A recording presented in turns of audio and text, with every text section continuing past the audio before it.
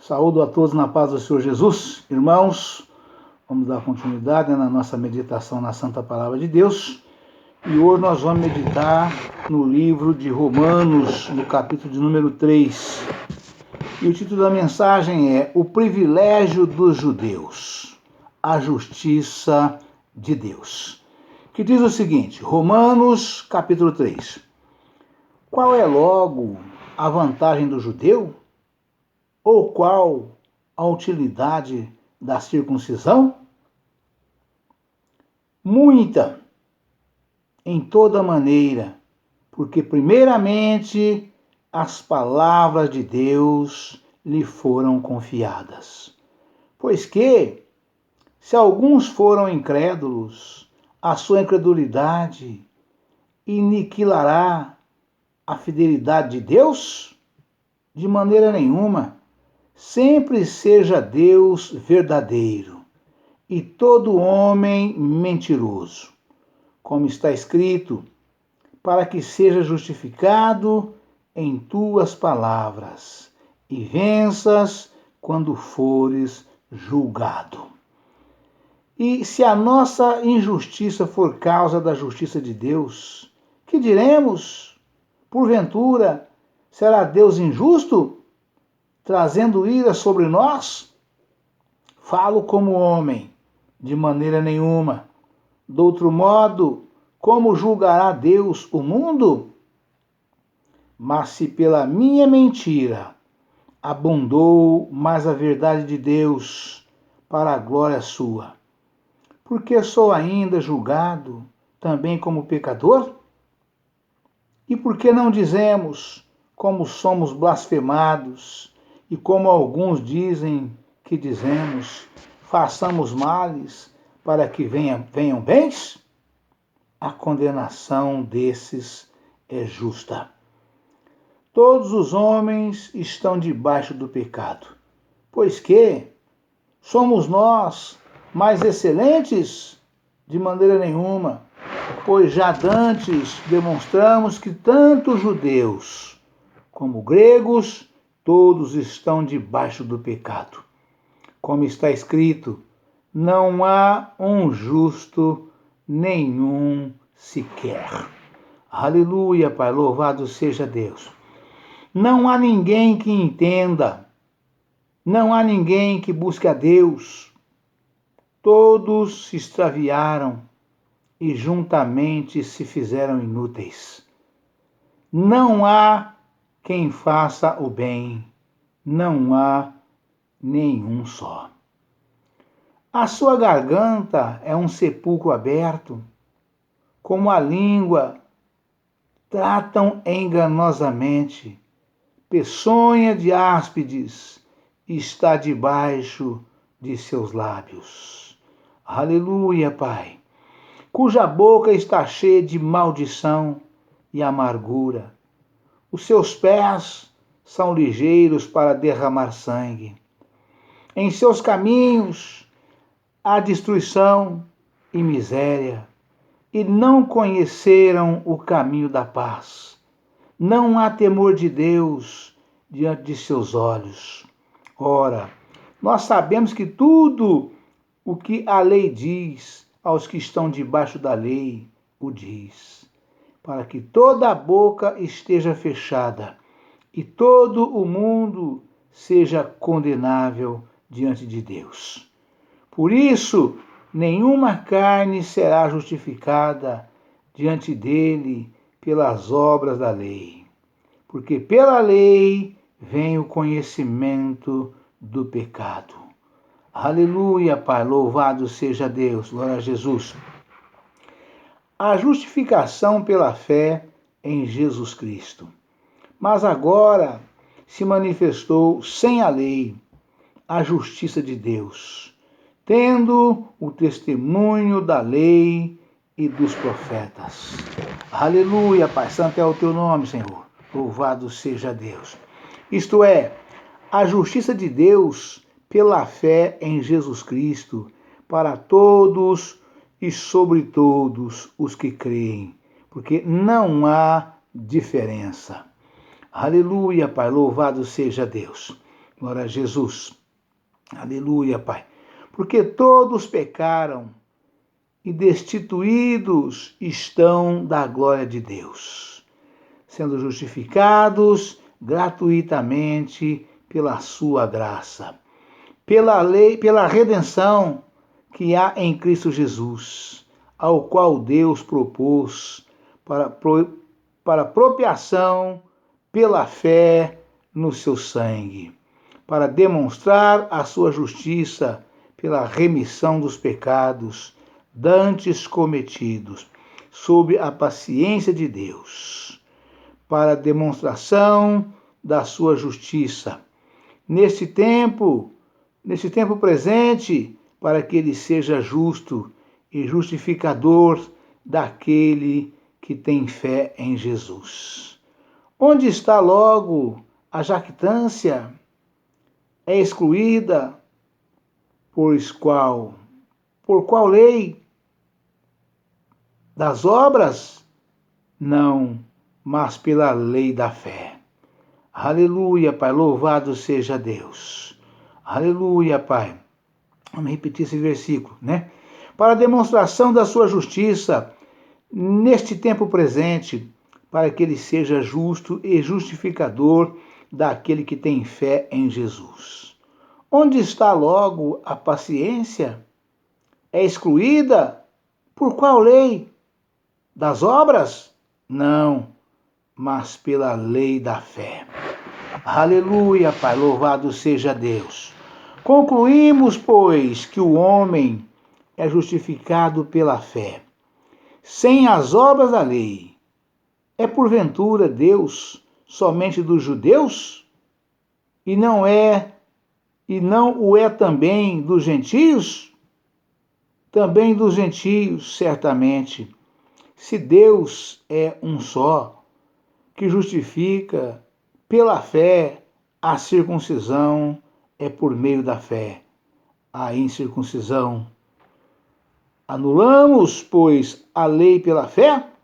De maneira nenhuma. Antes, estabelecemos a lei. Aleluia, Pai, louvado seja Deus, glória a Jesus. Aleluia, Pai, santo é o teu nome, Senhor. Irmãos, antes de a gente entrar na meditação desta palavra aqui do Romanos 3, ficou faltando duas referências ontem, no fechamento da mensagem de ontem, né? Não tinha espaço para eu colocar mais no vídeo, e foi preciso interromper, né, as últimas duas referências do capítulo número 2 de Romanos, né? As últimas duas referências, e nós vamos aproveitar elas aqui agora, antes da meditação nesta palavra, né? Para que nós possamos, os irmãos, não ficar nada faltando das referências que nós passamos ontem, né? Glória a Deus, aleluia, Jesus. Nós paramos onde diz assim: Deus há de julgar os segredos. Ver o estudo, o julgamento do crente, página 1775. E no verso 24 do capítulo 2 de Romanos, né? Verso 24, é escrito o seguinte: porque como está escrito, o nome de Deus é blasfemado entre os gentios por causa de vós. Aleluia, Pai. Porque a circuncisão é, na verdade, proveitosa se tu guardares a lei.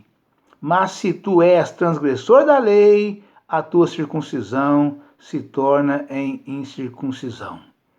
Seja, pois, incircuncisão guardar os preceitos da lei. Porventura, a incircuncisão não será reputada como circuncisão?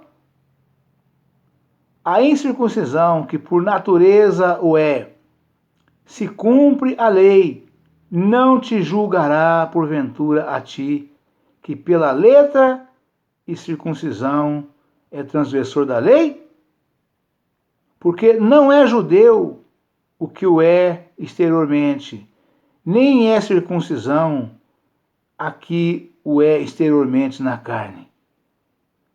Mas é judeu o que o é no interior, e circuncisão a que é do coração, no espírito, não na letra, cujo louvor não provém dos homens, mas de Deus.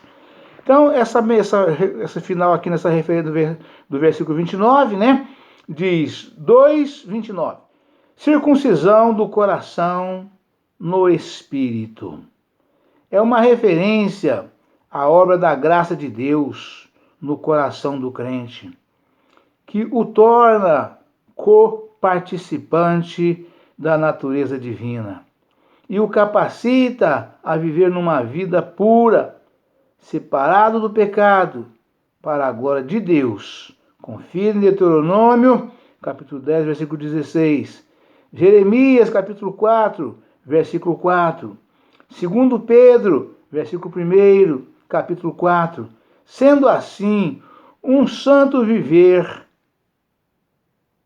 é o sinal externo de que estamos sob a nova aliança. Vamos repetir?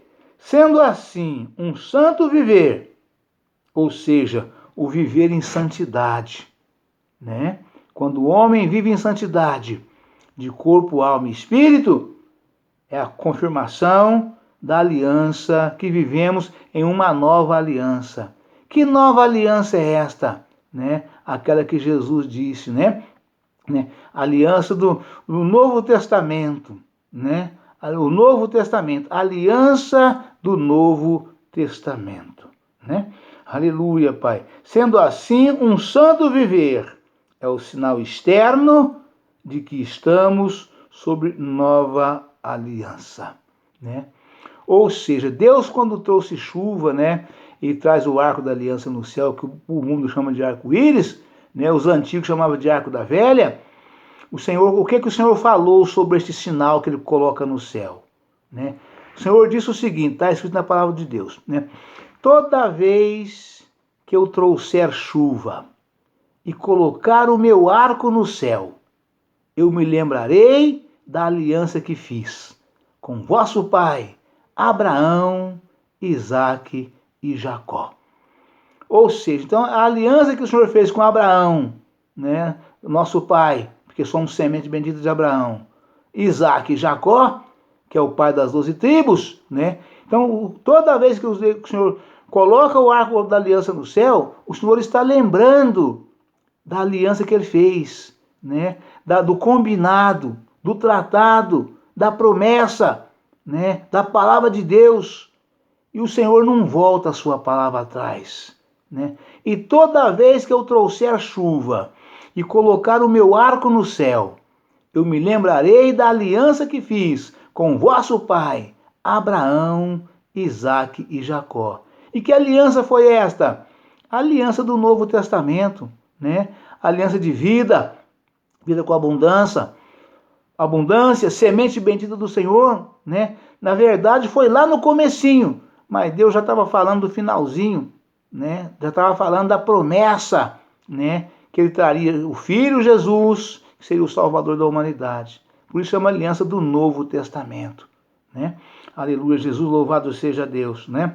Sendo assim um santo viver, ou seja, viver em santidade. Um homem crente que vive em santidade de corpo, alma e espírito, né? Ele está nessa condição aqui. Sendo assim, um santo viver é o sinal externo de que estamos sob a nova aliança. A aliança que o Senhor fez com o nosso pai Abraão, Isaque e Jacó. Porque a promessa é esta, né? Que nós seríamos uma multidão, seríamos incontáveis como a areia do mar, né? Que nós seríamos aquele povo escolhido, né? O povo separado para Deus, a herança bendita do Senhor, o povo de Israel, né? Então, de modo que é isso que essa palavra afirma nesse finalzinho, desta referência que eu fiquei devendo na mensagem de ontem, que não houve espaço para colocar no vídeo, né? Mas partindo já de imediato, né, para a meditação do capítulo 3 de Romanos, né? Romanos que diz o seguinte: o privilégio dos judeus. Ou seja, os judeus são e é a nação privilegiada, porque Jesus veio para os seus e os seus eram judeus, né? mais a palavra estende: a justiça de Deus. Qual é logo a vantagem do judeu? Ou qual a utilidade da circuncisão? Esta é a pergunta, no versículo 1. E no versículo 2 já vem a resposta. Muita, em toda maneira, porque primeiramente as palavras de Deus lhes foram confiadas. Então a vantagem dos judeus são muitas, por esse motivo. Aí continua o questionamento. Pois que, se alguns foram incrédulos, a sua incredulidade aniquilará a fidelidade de Deus? Vem o questionamento sobre a incredulidade dos judeus que foram incrédulos. Né? Aí vem a resposta. De maneira nenhuma. Sempre seja Deus verdadeiro. E todo homem mentiroso, como está escrito, para que seja justificado em tuas palavras e venças quando fores julgados. Aleluia, Pai, louvado seja Deus. E se a nossa justiça for causa da justiça de Deus, e se a nossa injustiça for causa da justiça de Deus, que diremos? Porventura, será Deus injusto, trazendo ira sobre nós? Falo como homem, de maneira nenhuma. Do outro modo, como julgará Deus o mundo? Mas se pela minha mentira abundou mais a verdade de Deus, para a glória sua. Porque sou eu ainda julgado também como pecador? E por que não dizemos como somos blasfemados? E como alguns dizem que dizemos, façamos males para que venham bens? A condenação desses é justa. Ou seja, né, esse é um ditado, né, que os antigos usavam muito esse ditado. E aqui a palavra condena isso. Há maus que vêm para bens. Não, de maneira nenhuma. Né? Os maus, atitudes más, são dignas de condenação.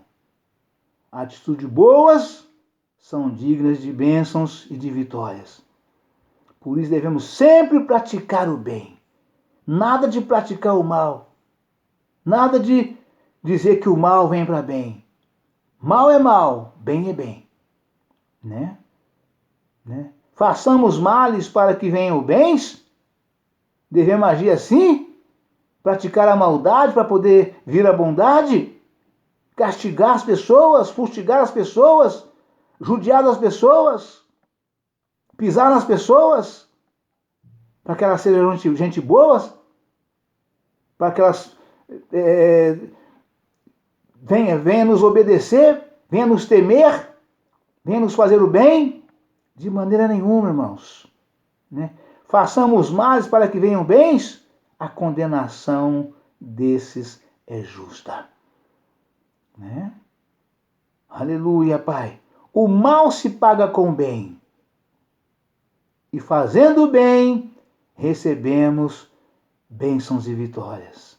Mais bem ainda. Que o bem significam bênçãos. Né? Bênçãos, vitórias, vida e vida com abundância. Todos os homens estão debaixo do pecado. Pois que somos nós mais excelentes? De maneira nenhuma. Pois já dantes demonstramos que tanto judeus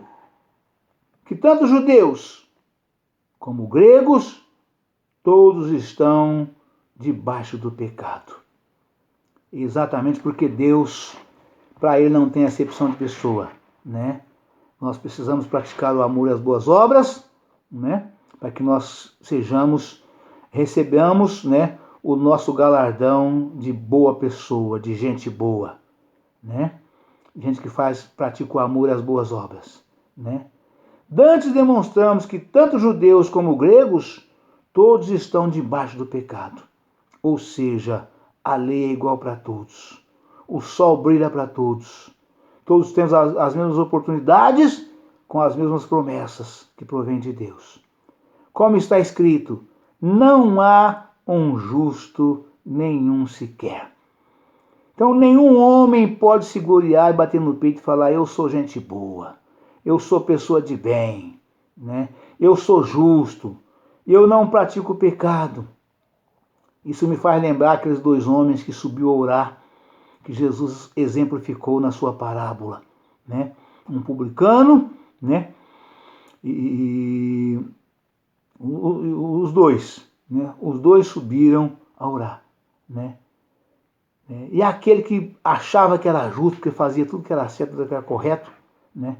Chegou ali e abriu a boca e falava, né? Com toda a pompa diante de Deus na oração, né? Eu devolvo meu dízimo de tudo, eu faço só boas obras, eu só pratico coisa boa, eu não sou como esse aí pecador, né? Que começou a falar das bondades que ele fazia e das maldades que o outro fazia, né? E Jesus afirmou, qual dos dois vocês acham que voltou justificado? E o pecador batia no peito, ele nem tinha coragem de levantar os olhos ao céu, porque ele estava envergonhado de tanto pecado que ele havia cometido. Ele não tinha coragem de levantar os olhos ao céu, porque ele se envergonhava de Deus, né? Então, ele de cabeça baixa, ele batia no peito e falava, Senhor, tem misericórdia de mim, que eu sei que eu sou um miserável pecador, né?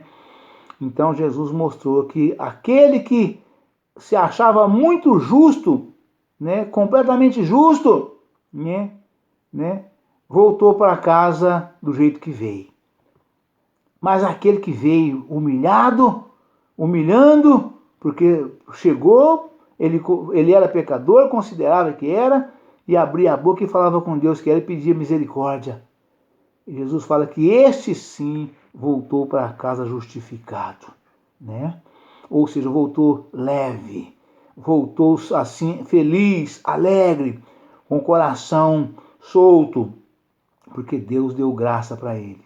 E o outro voltou do jeito que veio, né? Então, quem foi justificado nessa oração? Aquele que se humilhou diante de Deus. Senhor, tem misericórdia de mim, porque eu sou miserável e pecador. Enquanto o outro que estava ali só justificando todo o bem que ele fazia, e que ele não era aquele pecador que estava do lado, não voltou justificado, né? Exatamente por causa do engrandecimento. Ele se engrandecia a si mesmo, né? Glória a Deus, Jesus. E como está escrito, não há um justo sequer. Ou seja, todos nós somos pecadores e todos nós temos as mesmas oportunidades, né?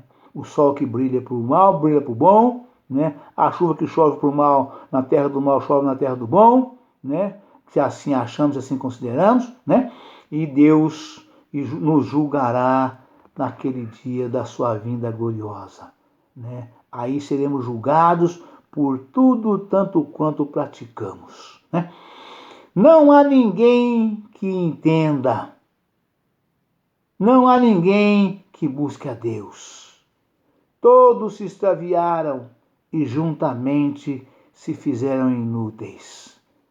Não há quem faça o bem, não há nenhum sequer. Essa afirmação aqui, irmãos, me lembra da passagem de quando Deus, né, o Pai, juntamente com o Filho e o Espírito Santo, decidiu que para a salvação da humanidade precisava o Filho de Deus, que era verbo, se fazer carne, né, e descer aqui na terra e viver aqui para implantar o plano de salvação. Porque Deus, o Pai, o Filho e o Espírito Santo, olhou do céu abaixo, não viu um justo sequer que podia conduzir a humanidade à salvação. Não tinha ninguém. Todo mundo estava sem condição de fazer isso, né? E aí Foi esse o plano de Deus, né? Por isso essa afirmação aqui. Todos se extraviaram. Todos quem? Toda a humanidade. Toda a humanidade. Não tinha um justo sequer que podia levar o plano de salvação de Deus à frente, né? Deveriam ter tido, mas não tiveram. Porque tinha as leis, os estatutos e os mandamentos, né? Pregavam bonito, pregavam sim, doutores da lei de forma extraordinária. Mas cadê a prática da justiça, né? Como o próprio Senhor Jesus diz, colocam fardos pesados nos ombros deles, dos outros, né? Mas vocês mesmos não querem mover com o dedo uma palha, né? Então não tinha, né? Por isso Jesus veio, né? Era o Verbo se fez carne para implantar o plano de salvação na terra, né? A sua garganta é um sepulcro aberto. Com a língua tratam enganosamente. Peçonha de áspides está debaixo dos seus lábios. Até nas palavras, né? Até nas palavras, palavras falsas, palavras enganosas, palavras de blasfêmias, palavras de murmuradores, palavras de murmuração, né? Até nas palavras. E ainda mais, a palavra que afirma, né?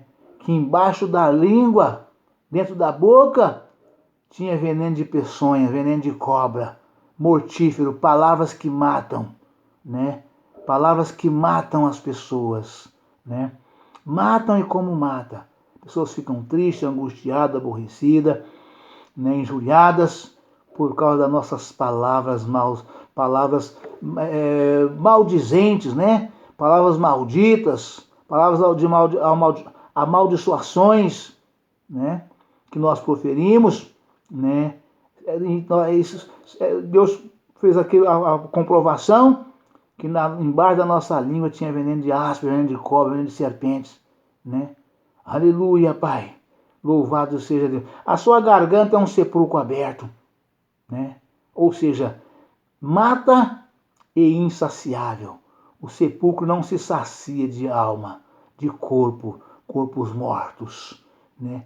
E a garganta da pessoa, do murmurador, do blasfemador, né? Do fofoqueiro, né? Do caluniador, né? Do blasfemo, né? É um sepulcro aberto. Não se cansa, não se enche, né? É coisa terrível, é coisa horrenda, né? A sua garganta é um sepulcro aberto. Com a língua tratam enganosamente. Palavra de engano, palavra de mentira, né? Palavras astuciosas, né? Nada de verdade, né? Peçonha de áspide está debaixo dos seus lábios, cuja boca está cheia de maldição e de amargura. Os seus pés são ligeiros para derramar sangue, ou seja, pés pressurosos, é o pé do leve trás, né? Que se deslocam de casa em casa, de bar em bar, de loja em loja, de boteco em boteco, de família em família, somente para levar contendas, calúnias, confusões, perturbações malignas, perseguições malignas, né? Pés pressurosos, rápido para poder levar o mal, para disseminar o mal, né? Porque se os pés não forem, a língua não tem como transmitir, né? Hoje até tem, né? Através da tecnologia, mas antigamente não tinha. Os pés tinham que chegar lá, tinha que chegar de casa em casa, de pessoa em pessoa, para poder chegar lá e falar, né? Os seus pés são ligeiros para derramar sangue, né? Derramar sangue como? Através de espalhar maldade, né? Jogar um contra o outro. Aí há brigas, lutas, contendas, mortes, confusões, né? Não, em seus caminhos há destruição e miséria. E não conheceram o caminho da paz. Não há temor de Deus diante de seus olhos. Por isso não havia um justo sequer. Ora, nós sabemos que tudo o que a lei diz aos que estão debaixo da lei o diz, para que toda a boca esteja fechada e todo o mundo seja condenável diante de Deus. Não é que todo mundo seja condenado, seja condenável. A condição de condenação é igual para todos. Basta andarmos errado no caminho das mentiras, das vaidades, das calúnias, das contendas, do adultério, da prostituição, da idolatria. Todos nós estamos sujeitos às mesmas condenações, né? Ora, nós sabemos que tudo o que a lei diz aos que estão debaixo da lei, o diz, para que toda a boca esteja fechada e todo o mundo seja condenável diante de Deus. Por isso, nenhuma carne será justificada diante dele pelas obras da lei, porque pela lei vem o conhecimento do pecado. Ou seja, a lei nos traz conhecimento. E uma vez tomando conhecimento, deixamos de ser inocentes. Se nós não somos inocentes, somos pecador. Somos pecador, estamos sujeitos ao julgamento. E uma vez julgado, estamos, a condição de condenável é ampla, geral e restrita, exceto aqueles que vivem em santidade, de corpo, alma e espírito, aceitando a Jesus e vivem separado para Deus, praticando o bem, sem olhar a quem, o amor e as boas obras. Amém, irmãos? Deus abençoe a todos, um forte abraço. Ficam todos na paz do Senhor Jesus. Amanhã estaremos de volta com um novo vídeo e uma nova mensagem em nome do Senhor Jesus. Amém?